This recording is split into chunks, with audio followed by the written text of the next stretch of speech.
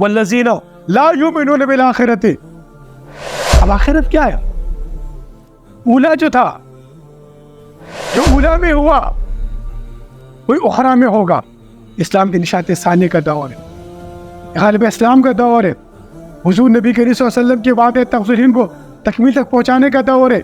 आज मादिल ताकतें, आज हिंदुस्तान की मादी ताकतें, आज इसराइल की मादी ताकतें, आज तमाम तर कौमों की मादी ताकतें इस्लाम के रूहानी आफाकी निज़ाम को, इस्लाम के रूहानी आफाकी निज़ाम को ख़त्म करने के लिए अपनी सलाहियतें लगा रहे।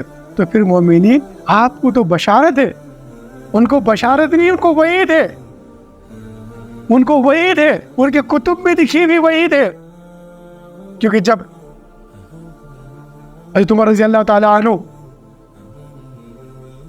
फ़लस्तीन की तरफ चल पड़ते हैं, बहुत बड़ा एक वाक़या मैं अक्सर बयान करता रहता हूँ। तो उनके जो राहिब बैठे होते हैं मीनारों में, वो देख रहे होते हैं,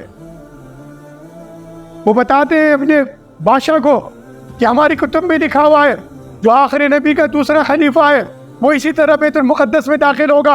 अगर हम इनका मुकाबला करेंगे तो हमारे लिए वईद है, हम जहन्नम की आग में जलेंगे। इसी तरह उनके कुतुब में वईद है कि अगर तुम मुसलमानों का, वो सलाहियत लगाने वालों का, मोमिनीन का मुकाबला करोगे तो तुम जहन्नम की आग में जलोगे। तो वो अपने आप को, अपनी अना, अपनी तस्कीन को, अपनी पंडितगिरी को मजबूत करने के लिए अपनी उम्मत को उन्होंने इससे गुमराह करके रखा हुआ है। आ रही है उनकी उम्मत को बशारत दे, आइए बशारत दे, इस्लाम के गलबे की बशारत है, निशात सानी इस्लाम की बशारत है।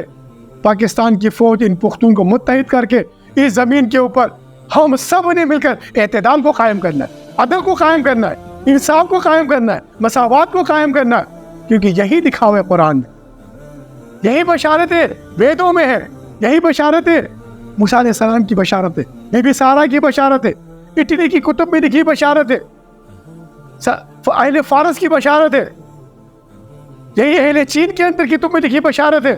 तमाम बशारतें मौजूद है।